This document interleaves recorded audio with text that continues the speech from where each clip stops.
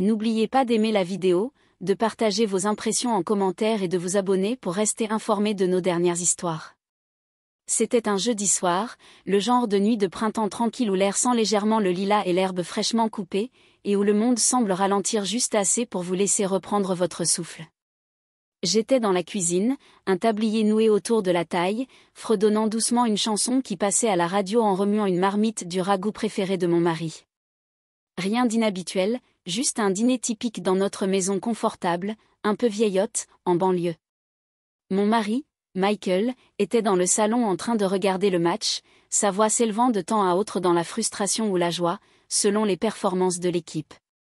C'était l'un de ces jours simples et agréables entre nous, ceux auxquels on ne pense pas à accorder d'importance, mais qui finissent par nous manquer une fois disparus. Puis, la sonnette retentit. Je m'essuyai les mains sur mon tablier et lançai un regard à Michael. « Tu attendais quelqu'un » Il fronça les sourcils et mit la télé en sourdine. Non, pas du tout. Je me dirigeai vers la porte d'entrée, intrigué, et l'ouvris pour découvrir un homme grand, dans la soixantaine, qui se tenait là avec un sourire un peu gêné. Il portait une veste en cuir délavé, une bouteille de vin rouge dans une main et un petit sac de voyage dans l'autre. Ses cheveux étaient en grande partie gris, mais une lueur de jeunesse brillait encore dans son regard, presque espiègle. « Salut, Mike, dit-il avec un grand sourire chaleureux. « Ça fait longtemps. » Le visage de Michael s'illumina de reconnaissance alors qu'il s'avançait. « C'est pas vrai, Doug. »« Doug Stanton, le seul et l'unique, » répondit-il, avant de s'avancer pour une accolade. Doug était l'ami de fac de Michael, son témoin à notre mariage. En vérité, je ne l'avais pas vu depuis plus de 20 ans. La dernière nouvelle que j'avais eue de lui, c'est qu'il avait déménagé dans l'Oregon, monté un business, divorcé, et puis il avait un peu disparu de nos vies. Michael lui donna une tape dans le dos, déjà replongé dans leur vieille complicité. « Qu'est-ce que tu fais ici, Doug ?» J'étais dans le coin, haussa-t-il les épaules avec un sourire. Je me suis dit que je pourrais passer. Je sais que c'est soudain, j'espère que je ne dérange pas. Pas du tout, répondis-je en lui adressant un sourire accueillant. Tu arrives juste à temps pour le dîner, j'en ai fait beaucoup trop de toute façon. Doug entra, observant la maison comme s'il retrouvait un souvenir oublié depuis des décennies, mais il y avait une légère lourdeur chez lui malgré l'humour et le charme, une lassitude dans son regard. Je ne posais pas de questions, pas encore. Nous avons dîné autour de notre vieille table en chêne, tous les trois, à discuter et à rire comme si le temps n'avait pas passé. Doug raconta des histoires folles de leurs années de fac, certaines que j'avais déjà entendues, d'autres non, et nous avons tous siroté du vin comme si nous avions de nouveau 30 ans. Mais je remarquai quelque chose de différent, Doug me regardait plus souvent que je ne l'aurais cru. Ce n'était pas déplacé, mais il y avait une douceur dans son regard, une curiosité. Au début, je mis ça sur le compte de la nostalgie. Je m'étais toujours bien entendu avec lui, même à l'époque, mais quelque chose dans son regard persistait, comme s'il ne se contentait pas de se souvenir de la femme que j'étais, mais remarquait celle que j'étais devenue. Plus tard, après le dîner, Michael s'éclipsa pour un long appel avec l'un de ses frères. Doug et moi restâmes dans le salon, baignés dans la lueur de la lampe qui projetait de longues ombres sur le parquet. Je nous servis un second verre de vin. « Et tu sais, » dit Doug en faisant doucement tourner son verre, « tu n'as pas tellement changé. » Je ris doucement. « Il faut que tu fasses vérifier ta vue, le miroir me dit le contraire chaque matin. »« Je ne parle pas de ton visage, » répondit-il, « je parle de ta présence. Tu as toujours cette lumière en toi. » Sa voix était calme, sincère. Je ne savais pas trop quoi répondre. Je sentis une chaleur monter en moi, non pas à cause du vin, mais de la façon dont il avait dit ça, honnête, sans filtre, presque vulnérable. « Je suis contente que tu sois passé, » dis-je enfin. Ça faisait longtemps. Ouais, trop longtemps. Il y eut un silence, le genre de silence qui pourrait sembler gênant, mais avec Doug, il était simplement plein, comme si quelque chose de non dit flottait dans l'air entre nous, en attente. J'en avais besoin, dit-il au bout d'un moment. Honnêtement, je n'étais pas juste dans le coin, j'avais planifié ça. Je me sens perdu ces derniers temps et je me suis dit que revenir vers quelque chose de familier pourrait m'aider. Je le regardais de plus près alors. La fatigue dans ses yeux ne venait pas seulement du voyage, c'était la vie, l'usure qu'on porte en soi quand on a traversé plus d'épreuves qu'on ne devrait. Tu seras toujours le bienvenu ici, Doug, dis-je doucement. Il me regarda, ses yeux s'adoucissant encore davantage. Merci. Tu ne peux pas savoir ce que ça représente pour moi. Michael revint à ce moment-là et l'instant s'effaça, mais quelque chose avait changé, je le sentais, un courant discret sous la surface de tout et je n'avais aucune idée de la direction que ça prendrait, mais je savais une chose, ce soir-là, quelque chose avait commencé. Pas une aventure, ni une trahison, quelque chose de profondément humain, une reconnexion, un miroir tendu à une partie de moi que je n'avais pas regardée depuis des années. Et en me couchant ce soir-là, allongée à côté de mon mari déjà endormi, je repensais au regard de Doug et je me demandais ce qu'il voyait exactement en moi. Le lendemain matin était calme. Michael était parti tôt pour aider son cousin sur un chantier de toiture, me laissant seule avec Doug à la maison. Je ne l'avais pas prévu comme ça, à vrai dire, je n'y avais même pas pensé quand Mike en avait parlé la veille, mais en entrant dans la cuisine et en voyant Doug assis à la table, une tasse de café à la main, portant toujours la même chemise froissée que la veille, je fus prise au dépourvu. « Bonjour », dit-il en levant les yeux avec un sourire doux. « Bonjour », répondis-je en resserrant mon peignoir. « Bien dormi ?» Il hocha la tête. « Mieux que depuis des semaines. Ton canapé est étonnamment confortable. » Je souris doucement. Ce canapé a des pouvoirs magiques, il a sauvé plus d'une personne ayant besoin de repos. Il y eut un moment de silence entre nous pendant que je me servais un café. Je réalisais soudainement à quel point la maison était calme, pas de télé, pas de Michael, juste le faible bourdonnement du réfrigérateur et le clic des tasses en céramique. Doug jeta un coup d'œil par la fenêtre. C'est toujours aussi paisible ici que je me souvienne. C'est comme si rien n'avait changé et que tout avait changé. Je pris une gorgée. C'est comme ça que la vie se ressent à 50 ans, familière et étrange en même temps. Il me regarda alors, cette même intensité silencieuse dans son regard. Tu as déjà réfléchi à comment on en est arrivé là, au chemin qu'on a pris, ou pas? Je m'appuyais contre le comptoir. Parfois, mais pas trop. Ce chemin peut devenir un peu lourd. Doug hocha lentement la tête comme s'il comprenait trop bien. On décida de se promener après le petit déjeuner. J'avais besoin de passer au marché et Doug proposa de m'accompagner. Le soleil était brillant mais doux, filtrant à travers les arbres avec cette chaleur du matin qui annonce l'été. Nous prîmes le chemin le plus long à travers le parc, passant devant les étangs et les vieux chênes. C'était paisible, trop paisible pour des bavardages. J'ai failli t'appeler une fois, dit Doug en atteignant un banc et en s'asseyant, il y a des années, juste après mon divorce. J'ai même composé ton numéro, mais j'ai raccroché. Pourquoi ne l'as-tu pas appelé, demandai-je, sincèrement curieuse. Il haussa les épaules. Je suppose que je ne savais pas ce que je cherchais et je ne voulais pas compliquer les choses. Je me tournai vers lui. Doug, je ne suis pas quelqu'un que tu dois protéger de ton bordel, on a tous le nôtre. Il rit doucement. Je sais, c'est juste que tu as toujours été cette lumière pour moi. Même quand on était plus jeune, tu avais cette chaleur, cette gentillesse. Ça me faisait sentir que je pouvais être une meilleure version de moi-même. Sa voix se brisa un peu en le disant et ça me surprit. Je ne savais pas quoi répondre. Une partie de moi voulait le réconforter comme on le ferait pour un vieil ami traversant une période difficile, mais une autre partie de moi, celle que je n'avais pas ressentie depuis des années, voulait m'investir dans cette connexion que je sentais se créer entre nous. Je tendis la main et touchai la sienne, juste une seconde. C'était instinctif, pas intentionnel, mais il me regarda comme si ce simple geste signifiait tout. Doug, dis-je doucement, tu n'as pas apporté tout ça seul. Il soutint mon regard un moment. Toi non plus. Ça resta avec moi. Nous marchâmes en silence, nos mains se frôlant une ou deux fois, bien que ni l'un ni l'autre n'en parlions.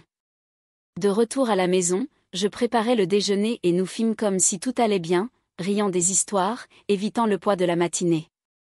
Quand Michael revint plus tard dans l'après-midi, Doug retrouva immédiatement son rôle de vieux copain.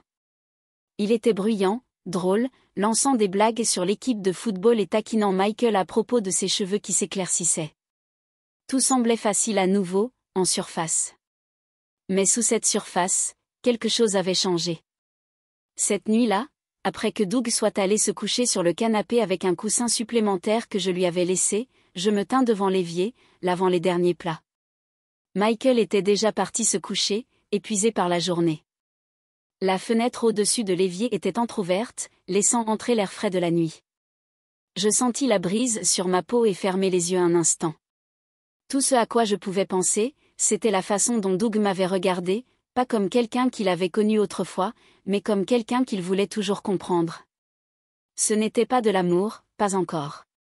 Ce n'était même pas de la romance, mais c'était quelque chose de réel, d'inattendu et cela me fit me demander ce que j'avais oublié de ressentir au fil des ans.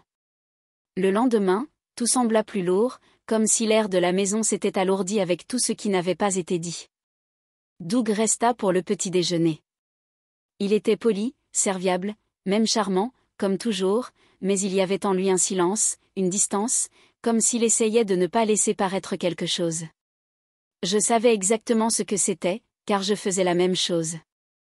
Michael partit jouer au golf avec son ami Paul juste après le petit déjeuner. Il m'embrassa sur la joue et fit signe à Doug, promettant de revenir pour le dîner, juste comme ça, nous étions de nouveau seuls. Doug proposa de m'aider à nettoyer.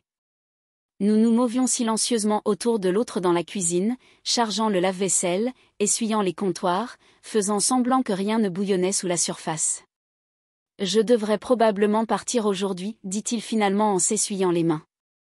Je crois que j'ai déjà suffisamment imposé. Je me tournai pour le regarder. Tu n'imposes pas, Doug. Il me fit un demi-sourire, mais il ne toucha pas ses yeux. Pourtant, je ne veux pas abuser. Je m'appuyais contre le comptoir, l'étudiant longuement. Tu pars parce que tu en as envie ou parce que tu as peur de rester? Cela le stoppa. Il soutint mon regard et pendant un instant, tout était nu, brut, honnête et exposé. Je ne veux pas causer de problème, dit-il finalement. Tu n'as pas causé de problème, dis-je. Pas encore. Il rit doucement. Ce « pas encore » dit tout. J'aurais dû partir. J'aurais dû changer de sujet, laisser tomber, mais quelque chose en moi, quelque chose que je n'avais pas écouté depuis des années, continuait à pousser. Et tu n'es pas le seul à te sentir perdu, dis-je doucement. Je ne sais pas ce que c'est, ni ce que ça veut dire, mais je le ressens aussi. Il s'approcha lentement, comme s'il attendait que je lui dise d'arrêter. Je ne le fis pas. Je n'arrête pas de penser à combien la vie aurait pu être différente, dit-il d'une voix basse, si les choses s'étaient passées autrement, si j'avais dit quelque chose il y a des années. Et qu'est-ce que tu aurais dit, demandai-je. Il marqua une pause, puis murmura, que j'ai toujours ressenti quelque chose pour toi, même quand je n'aurais pas dû. Les mots tombèrent profondément, comme un caillou jeté dans un étang calme. La pièce sembla incroyablement silencieuse, le seul bruit était le tic-tac de l'horloge murale, chaque seconde résonnant comme un battement de cœur. Puis, il tendit la main. Sa main effleura la mienne. Ce n'était qu'un toucher, rien de plus, mais je ne me retirais pas. Je laissais faire. Je laissais cela flotter entre nous comme une question que nous n'osions pas poser à voix haute. Je ne veux pas faire de mal à Michael, dis-je, ma voix tremblant légèrement. Moi non plus, répondit-il. Nous restâmes ainsi un moment, pris entre le bien et le mal, le passé et le présent, le souvenir et le désir, mais nous n'allons pas plus loin, nous n'avons pas franchi la ligne. Au lieu de cela, Doug recula. « Tu es une bonne femme, dit-il, la voix tendue, mieux que ce que je mérite d'être près de toi en ce moment. » Il attrapa son manteau et le jeta sur son épaule. « Je vais emballer, dit-il, ses yeux évitant presque les miens. Je serai parti avant que Michael ne rentre. Je ne l'ai pas arrêté. Je suis juste resté là, le cœur battant, les yeux brûlants, me demandant comment quelque chose pouvait être à la fois si plein et si vide, à la fois. 1 heure plus tard, la porte d'entrée se ferma doucement derrière lui et ainsi Doug était parti. Michael est rentré plus tard, sifflotant, en posant son sac de golf près de la porte. Doug est parti, demanda-t-il en gardant le dos tourné tout en remuant le ragoût. Ouais, il a dû repartir sur la route. Il a laissé une note, ajouta-t-il. Michael s'approcha, m'embrassa sur la tempe, son bras autour de ma taille. C'est un bon gars, il l'a toujours été. Je forçai un sourire et me blottis contre lui. Ouais, dis-je doucement. Il l'est vraiment. Mais dans le silence qui suivit, je sentis quelque chose à l'intérieur de moi bouger, pas de culpabilité, pas de regret, juste la prise de conscience soudaine et puissante que j'avais oublié des parties de moi-même, oublié comment c'était de se sentir vue, comprise, de sentir quelque chose se réveiller à l'intérieur de soi qui n'était ni routine ni obligation, mais connexion. Et je ne savais pas quoi faire de cela, pas encore. Les semaines passèrent. Doug n'appela pas, il n'écrivit pas et je n'ai pas pris contact. La vie reprit son rythme, petit déjeuner tranquille, nouvelles du soir avec Michael, appel avec les enfants, pliage du linge, arrosage des plantes, ce genre d'ordinaire qui peut paraître réconfortant à l'extérieur, mais curieusement creux si l'on écoute trop attentivement ses propres pensées. Mais quelque chose avait changé. Pas dans mon mariage. Michael était toujours le même, bon, stable, gentil, un homme qui m'avait donné des décennies de partenariat, qui avait bâti une vie avec moi depuis zéro, qui avait survécu à nos années les plus difficiles avec grâce. Je l'aimais. Ça n'avait jamais été remis en question, mais aimer quelqu'un et se sentir vivant avec lui n'était pas toujours la même chose. C'est une vérité que je ne m'étais pas laissé admettre jusqu'à ce que Doug revienne dans nos vies pour cette brève visite. Il ne m'a pas séduite, il n'a pas essayé. Tout ce qu'il a fait, c'est de me voir vraiment, me voir et me rappeler une version de moi-même que j'avais laissé filer sans même m'en rendre compte. Et cela est resté avec moi. Un soir, environ un mois après le départ de Doug, je m'assis seule sur le porche arrière, enveloppée dans un pull, en sirotant du thé. Le jardin était calme, la lune projetait des ombres douces sur l'herbe. Michael était à l'intérieur, regardant un documentaire. Les fenêtres brillaient derrière moi, projetant de longs rectangles de lumière jaune chaude. Je me suis retrouvée à penser à ce moment dans la cuisine, à la tension silencieuse, à l'électricité dans l'air, à la manière dont Doug avait dit mon nom comme si cela signifiait quelque chose. Ce n'était pas juste une question d'attraction, c'était de la reconnaissance. Ce moment avait tenu un miroir que je ne savais pas que j'avais besoin de regarder et dans ce reflet, j'ai vu une femme qui avait encore la capacité de désirer, de s'émerveiller, d'être aimée. Je ne ressentais pas de honte pour cela, je me sentais humaine. Plus tard dans la nuit, alors que je glissais dans le lit à côté de Michael, je le regardais. Il était déjà en train de sombrer dans le sommeil, son visage adouci par le temps et la familiarité. Et, murmurai-je. Il bougea, réfléchissant. Oui. Je veux qu'on parte quelque part, juste tous les deux, peut-être à la côte ou à la montagne. Il ouvrit les yeux un peu. Vraiment, demanda-t-il. Je hochai la tête. Ouais, je pense qu'on a besoin de quelque chose de différent, un reset. Il tendit la main et prit la mienne, ses doigts chauds et familiers. J'aimerais ça, dit-il. Nous n'avons pas parlé de Doug. Je n'ai jamais dit à Michael à quel point nous étions proches de franchir une ligne et peut-être que je ne le ferai jamais, parce que ce moment n'était pas une question d'infidélité, c'était une question de redécouverte et cette redécouverte m'a ramené à moi-même et à ce mariage d'une manière que je n'avais pas anticipée. Le matin suivant, je trouvais la petite note que Doug avait laissée derrière lui. Je ne l'avais pas lue quand il était parti, je ne sais pas pourquoi, peut-être que j'avais peur de ce qu'elle pourrait dire. Elle était toujours là, dans le tiroir latéral de la table d'entrée, coincée entre une vieille pile de reçus et une clé de rechange. Elle disait « Merci de m'avoir rappelé qui j'étais et qui je pourrais encore devenir. Prends soin de ta belle vie. Doug. » Je tenais la note pendant longtemps, mes doigts traçant les bords, puis, sans vraiment savoir pourquoi, je souris, parce que j'avais trouvé quelque chose pendant ces quelques jours, pas un homme, pas une romance, mais une partie de moi que j'avais négligée trop longtemps et en la retrouvant, j'ai pu revenir chez moi, dans ma propre vie. Avec des yeux plus doux, un cœur plus rempli. Peut-être que nous n'avons droit qu'à quelques-uns de ces moments dans une vie, ceux qui nous réveillent, ceux qui changent la façon dont nous voyons le monde, ceux qui arrivent discrètement sous la forme d'un vieil ami à votre porte et laissent plus qu'il n'emporte.